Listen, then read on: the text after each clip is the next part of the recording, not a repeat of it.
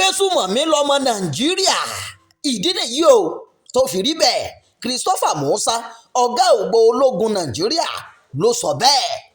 Christopher Musa sọ pé àwọn ìpèníjà tó ń fa báwọn ajínigbé agbébọn àti agbésùmọ̀mí ṣe ń pọ̀ sí i kò sẹ́yìn ìṣẹ́ àti òṣì tó ń bá àwọn èèyàn fínra o tó fi mọ́ àìní ìmọ̀ kíkún. Ó nínú ìdílé ní ọ̀pọ̀ ìpèníjà yìí ti ṣẹ̀ wá tó sì rọ àwọn olórí ẹ̀sìn gbogbo tó fi mọ́ àwọn orí adé ọrùn ìlẹ̀kẹ̀ láti ṣiṣẹ́ papọ̀ pẹ̀lú ìjọba lójúnà àti fòpin sí ìgbésùmọ̀mí o. Ó fi kún pé ọ̀pọ̀ àwọn aráàlú ló ń ṣe agbódegbà fáwọn agbésùmọ̀mí nítorí àwọn ni wọ́n ń lò láti fi ṣe gbogbo nǹkan tí wọ́n bá ń fẹ́ o.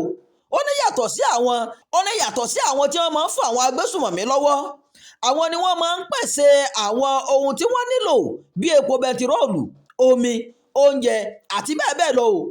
Àwọn aráàlú ló ń fún wọn ní epo tí wọ́n fi ń gun ọ̀kadà, wọn kì í lọ sílé epo.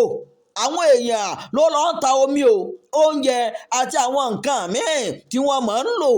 Tí àwọn aráàlú bá kọ̀ láti ṣe ìrànlọ́wọ́ fún wọn, ó máa ṣòro fún wọn o láti lè gbé ayé ìrọ̀rùn nínú ògbó tí wọ́n wà. Ọ̀gá àgbà ológun Nàìjíríà Christopher Musa ló pariwo bẹ́ẹ̀. Ìròyìn ẹ̀jọ́ fún ti àkókò yìí kò ní jù báyìí lọ.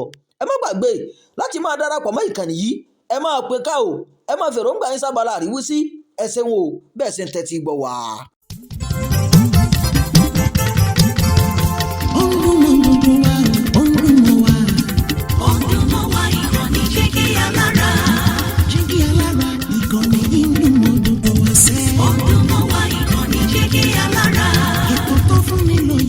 Ètò tó ń lani lọ́yẹ̀ wà ń bẹ̀. Ọdún mọ́ wá ìkànnì Jígí Alára. Ìròyìn lóríṣiríṣi tàbí mọ bó ṣe ń lọ láwùjọ. Ọdún mọ́ wá ìkànnì Jígí Alára. Ìkànnì Jígí Alára. Jígí Alára. Jígí Alára.